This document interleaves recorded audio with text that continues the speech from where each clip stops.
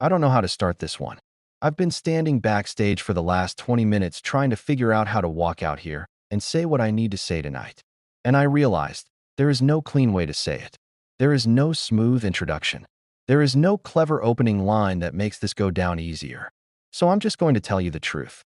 And the truth is, I almost didn't come out here tonight. Because what I'm about to share with you is not a motivational speech. It is not an inspiring story with a happy ending that makes you feel good on the drive home. What I'm about to tell you is a story that is going to reach inside your chest and grab something.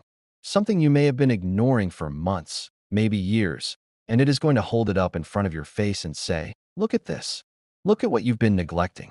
Look at what you're losing while you're busy building everything else." And if you're the kind of person who doesn't like being uncomfortable, I understand. I really do. But I need you to stay with me tonight. I need you to sit in this discomfort. Because on the other side of this story, if you let it do what it's supposed to do to you, there is a phone call you're going to make. There is a drive you're going to take. There is a door you're going to knock on. There is a man or a woman who has been waiting for you longer than you know. And tonight might be the last chance you get to show up before the waiting stops. This is the story of a man named Thomas. Thomas Earl Mitchell, born 1951, raised in rural Mississippi, the kind of town that doesn't show up on most maps. Dirt roads, shotgun houses, summers so hot the air shimmered, winters with no insulation in the walls so the cold came right through and you slept in your coat. Thomas grew up in a house with 6 children, 1 mother, no father, and a faith in something better so deep and so stubborn that no amount of hardship could touch it. His mother, Miss Ruth, was the kind of woman who made something out of nothing every single day of her life and never once complained about it. She washed other people's clothes for money. She cooked other people's meals for money. She cleaned other people's houses on her hands and knees, came home with her back destroyed and her hands raw, and still managed to have dinner on the table for her children every single night.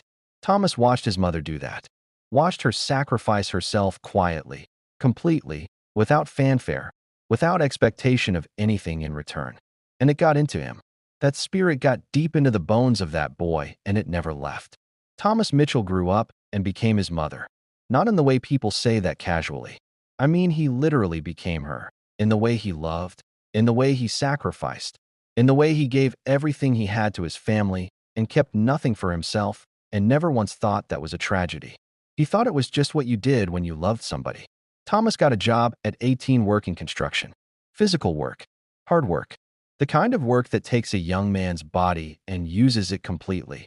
Pours it out like water until there's nothing left but a worn-down shell that still shows up the next morning because the mortgage is due and the children need to eat, and a man who made a promise keeps his promise no matter what the morning costs him. He met a woman named Diane at a church function in 1973, married her a year later, and in 1976, on a warm August evening, their son Deshaun was born. And I need you to understand what that moment meant to Thomas Mitchell. Because Thomas had grown up without a father, had grown up with that specific hollow ache that lives inside a child who looks at other kids being picked up from school by their dads and feels something he doesn't even have a word for yet. That absence had shaped him, had carved out a place in him that nothing ever fully filled.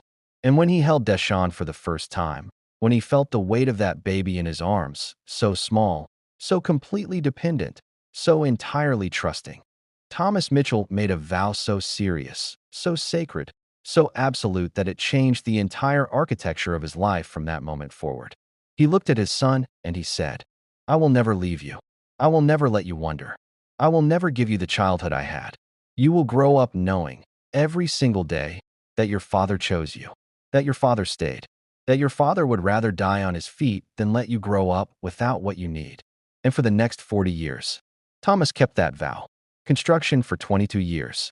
Then his knees gave out, the way knees give out on men who spend decades on scaffolding and concrete.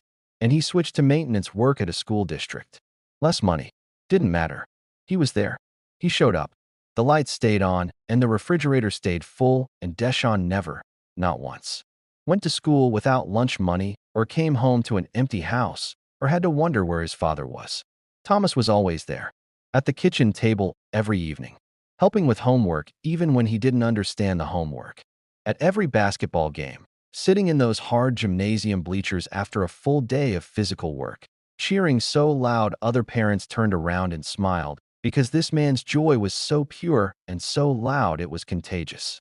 At every parent-teacher conference, every graduation, every important moment in his son's life, Thomas Mitchell was in the audience, usually in the same blue blazer he'd owned for 15 years, always pressed, always clean, because he didn't have the money to buy a new one, but he had the love to show up in the old one with his head held high. He drove Deshaun to college in a truck with 200,000 miles on it that shook on the highway, helped him carry boxes up 3 flights of stairs on a hot August day, hugged him in the parking lot, and drove home alone, 3 hours, crying the whole way back.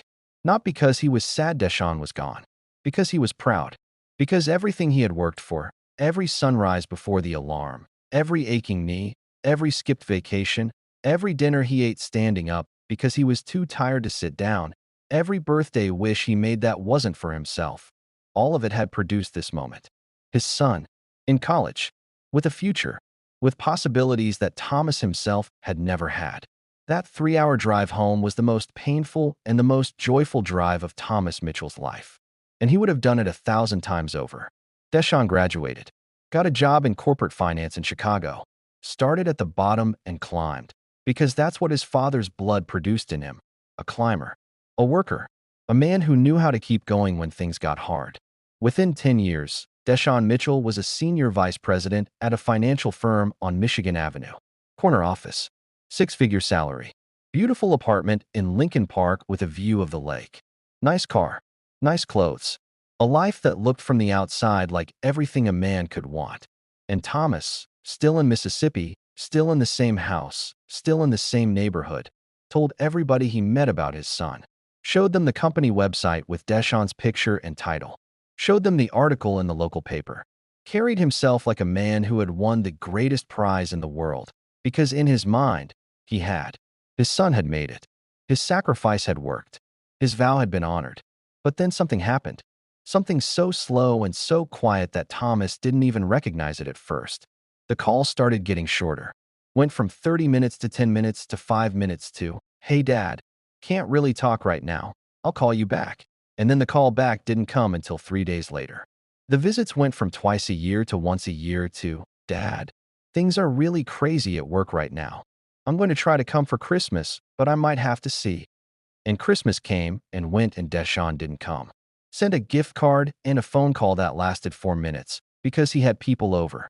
Thomas opened that gift card at the kitchen table, alone, on Christmas morning, in the same house where he had once made sure his son woke up to gifts under a tree.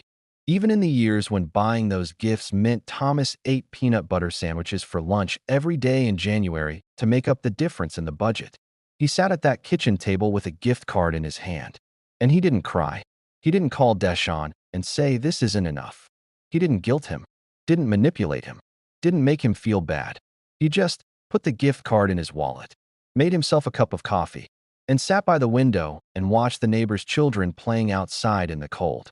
And somewhere deep inside Thomas Mitchell, in a place he never showed anybody, in a place he barely admitted to himself, something very quietly broke. Diane passed away in the spring of 2019. Went into the hospital for what they thought was a minor procedure. Didn't come home. Deshaun flew down for the funeral. Stayed 5 days. And in those 5 days, watching his father move through that house alone, watching him set 1 plate at the dinner table instead of 2, watching him reach for Diane's hand out of 40 years of habit and find nothing there, Deshaun saw that his father was not okay. The doctors confirmed it. Thomas had been having memory issues. Small strokes. He needed care. He couldn't live alone safely anymore. And Deshaun, standing in his father's kitchen, looking at this man who had driven a shaking truck 3 hours to move him into college, who had sat in hard bleachers after 12-hour workdays just to watch him play, who had pressed the same blue blazer 15 years in a row just to have something decent to wear to his son's important moments. Deshaun looked at his father and made a phone call to a nursing home. He told himself it was the responsible choice, told himself the facility was clean and well-staffed, and that his father would get proper medical care. Told himself that his apartment in Chicago wasn't set up for this. Told himself his work schedule was too demanding. Told himself his father would be better off there than trying to manage in an empty Mississippi house alone. He told himself a lot of things, and maybe some of them were even true. But here is what was also true. Thomas Mitchell, the man who had never once in 40 years made his son feel like a burden, was now being told, in the gentlest and most reasonable-sounding language possible, that he was one. And Thomas, because that is the kind of man he was, because he had spent his entire life making things easier for the people he loved, nodded his head, packed a bag, got in his son's rental car, and checked into room 14 of the Magnolia Gardens Care Facility on a Thursday afternoon in October. Deshaun carried his bag inside, talked to the nurses, made sure the room was comfortable, stood at the door, hugged his father, said, "I'll come visit soon, Dad. Call me anytime." And Thomas held that hug, longer than Deshaun expected. His big, rough hands, those construction hands, those maintenance hands, those 40 years of work hands, pressed flat against his son's back, holding on, the way a man holds on when he knows something is ending and he doesn't know how to say it. Deshaun pulled back, smiled, said, "I love you, Dad." And Thomas looked at his son, really looked at him, the way a father looks at a child he raised from nothing, the way a man looks at the thing he is most proud of in his entire life, and said, "I love you too, son. I'm so proud of you. Go on now. You've got a life to live. Go on now. Go on now." Even in that moment, Thomas Mitchell was protecting his son from guilt. Even while being left, he was still being a father. Deshaun drove to the airport, got on his flight, went back to Chicago, back to the corner office, back to the meetings, back to the apartment with the lake view, back to the life his father's 40 years of sacrifice had made possible. And Thomas went to his room, sat down in a chair by the window, and watched the parking lot. He did that every day. Nurses noticed it early, said Mr. Mitchell liked to sit by the window, thought maybe he just enjoyed the light, didn't realize, couldn't know, that he wasn't looking at the light. He was watching for a car. He was watching for his son. Every single day, watching and waiting, with the patience of a man who had spent 40 years proving that he would wait for anything his child needed. He ate his meals at a table full of strangers and said please and thank you and asked the nurses about their families because that's who Thomas Mitchell was, a man whose character didn't change just because his circumstances broke his heart. He wore the same sweaters every week because nobody brought him new clothes. He celebrated his birthday with a cupcake a nurse brought in with a single candle. He slept in a bed that wasn't his, in a room that held none of his memories, in a building that smelled like medication and institutional cleaning products instead of Diane's cooking and the wood of his own front porch. And every night before he went to sleep, every single night, he looked at the one photograph he had on his nightstand. Deshaun at his college graduation, cap and gown, big smile, the whole world ahead of him. And Thomas would look at that photo and whisper, "I'm proud of you, son. I'm so proud of you." Even from a nursing home window, even alone, even forgotten, he was still proud. 14 months passed. 14 months of window watching and short phone calls and holidays spent alone, and a life shrinking down to the size of a single room in a building full of other people who were also waiting for someone who wasn't coming. And then one morning, a Monday morning, Thomas Mitchell didn't get up for breakfast. A nurse went to check on him, found him in his chair, by the window. He had passed away sometime in the night, quietly, alone, the way he had learned to do everything in those last 14 months. The medical examiner said it was his heart, and I suppose that's technically accurate, but I want to tell you what I believe really happened to Thomas Mitchell's heart. I believe it just ran out of waiting. I believe a heart can only watch a parking lot for so long before it finally, quietly, gives up on the car that's never coming. I believe Thomas Mitchell died of a broken heart. And his son found out on a Monday morning when his phone rang at 7 a.m. and a woman's voice said, "Mr. Mitchell, I'm calling from Magnolia Gardens. I'm so sorry to tell you this. Your father passed away last night." 15 seconds. Doesn't move. Just stands there. When he speaks again, his voice is different, heavier, older, like the story has aged him. "Steve Harvey," Deshaun Mitchell told me, and he gave me permission to share this with you tonight. He told me that when he hung up that phone, he sat down on his kitchen floor, not in a chair, on the floor. This vice president, this man in the corner office, This man with the lake view and the six-figure salary and everything his father had sacrificed to give him. He sat down on his kitchen floor like a child, and he cried in a way he hadn't cried since he was small. Because in that moment, in that specific, terrible, irreversible moment, Deshaun Mitchell understood something that no amount of success, no amount of money, no corner office in the world could undo or fix or buy back. He understood that his father had died alone. His father, who had never once let Deshaun feel alone, had spent his last 14 months of life by a window, watching a parking lot, waiting for a son who was too busy to come. And now the parking lot didn't matter anymore. And the window didn't matter anymore. And coming soon didn't matter anymore. Because there was no more soon. Soon was gone. Soon had expired on a Monday morning while Deshaun was asleep in his beautiful apartment with the lake view, the apartment his father's hands had made possible. And Thomas Mitchell had slipped away, quietly, alone, still proud, still loving, still waiting. Still his father until the very last breath. I need to talk to somebody right now. Not everybody in this room. Somebody in this room. Somebody who is succeeding. Somebody who is climbing. Somebody who is building something real and working hard and doing what they were raised to do. And somewhere in the middle of all that building, somewhere between the promotions and the goals and the meetings and the life you are constructing, you drifted from home, from the person who built you before you could build anything yourself. Maybe it wasn't intentional. Maybe you didn't sit down one day and decide, I'm going to neglect my father. Maybe it was just life, busyness, distance. The way time moves fast when you're in the middle of something. The way a week becomes a month, becomes 6 months, becomes a year, becomes 14 months, becomes a Monday morning phone call you can't undo. I'm not here to condemn you. I am here to wake you up. Because Thomas Mitchell is not a fictional character I invented to make a point. Thomas Mitchell is real. His story is real. And the tragedy of his story is not that he ended up in a nursing home. People need care. That's real. There's no shame in that. The tragedy is that he ended up alone in a nursing home.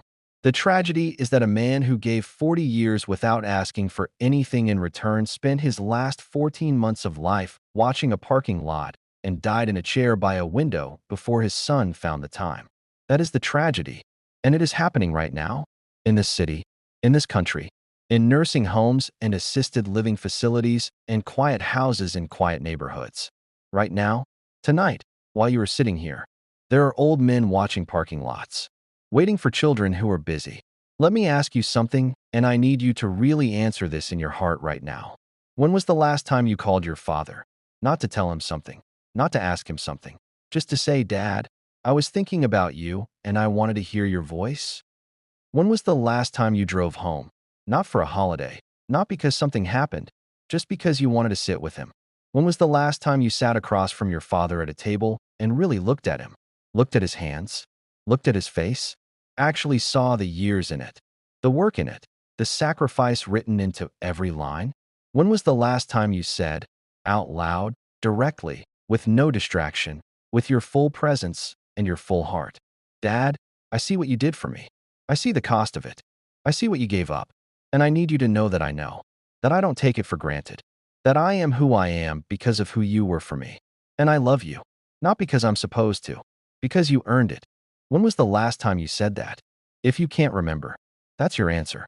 That's the thing that needs to change. That is the phone call that needs to happen tonight. I'm going to tell you something I don't talk about a lot. My relationship with my own father was complicated. We had distance between us, real distance, emotional distance. And for years I let that distance just sit there. I was busy. I was building. I was doing what I thought I was supposed to be doing. And I told myself we'd work it out. I told myself there was time. I told myself soon. And then time started running out in ways I couldn't ignore. And I had to make a choice. Do I keep waiting for the perfect moment, the perfect conversation, the perfect version of this relationship? Or do I show up, imperfect, complicated, unresolved, and just be there? Just let my presence say what my words couldn't always say. I chose to show up. And I am so grateful I chose to show up. Because I know what it is to have that time cut short. I know what it is to stand at a grave and wish you had made more phone calls. And I would not wish that specific grief on anybody. It is a grief that doesn't heal clean. It is a grief that sits inside you for the rest of your life and shows up in quiet moments. On Father's Day, on his birthday, on a random Tuesday when a song comes on the radio and reminds you of everything you meant to say and didn't. Don't carry that grief. You still have time to choose differently. I want to tell you one more thing about Thomas Mitchell. After Thomas passed away, Deshaun went back to Mississippi to handle his father's affairs. And in Thomas's room at Magnolia Gardens, on the nightstand, next to the photo of Deshaun at graduation, the nurses had saved his belongings in a small box. Inside that box was a watch with a broken band that he'd been meaning to fix for years, a Bible with pages so worn they were almost transparent from use, a small notebook. Deshaun opened the notebook, and inside, in his father's handwriting, which had gotten shakier in those last months, were entries. Not a diary exactly, more like thoughts. Things Thomas had written down, maybe to remember, maybe to process, maybe just to have somewhere to put what he was feeling when there was no one to say it to. The last entry was written 3 days before he died. Deshaun read it standing in that empty room. And he told me, he said, "Steve, it wasn't angry. That's what destroyed me. There was no anger in it. No bitterness. No accusation." The last thing Thomas Mitchell wrote in that notebook was this: "I hope Deshaun knows I'm proud of him. I hope he knows everything I did because I loved him, not to get something back, just because that's what love looks like when it's real. I hope he's okay. I hope he's happy. I hope his life is full. I hope one day, when he has children of his own, he loves them the way I loved him. That's all I ever wanted. For that love to keep going." That man, dying alone, in a chair, by a window, was still thinking about his son's happiness, was still hoping his son was okay, was still, with his last written words, passing on love instead of pain. That is a father. That is what a real father looks like. And that father deserved better. He deserved his son. He deserved phone calls and visits, and someone to bring him new clothes, and someone to sit with him at that dinner table, and someone to be there, so he wasn't watching a parking lot alone every day for 14 months. He deserved presence. And the hardest truth I can give you tonight is this: he can't have it anymore. But your father, if he's still here, can. Go home. I don't mean that metaphorically. I don't mean it as a concept. I mean it literally.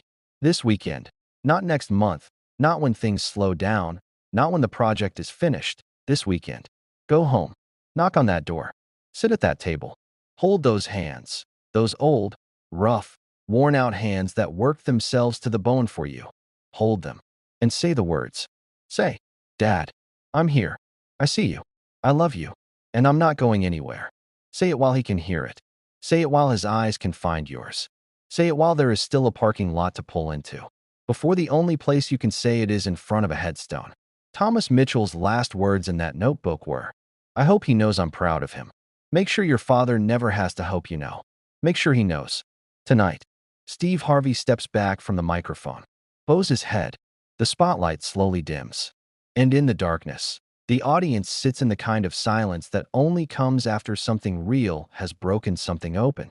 After 30 seconds of silence, Steve's voice comes through the darkness one final time. Just 4 words. Barely a whisper. "Go call your father."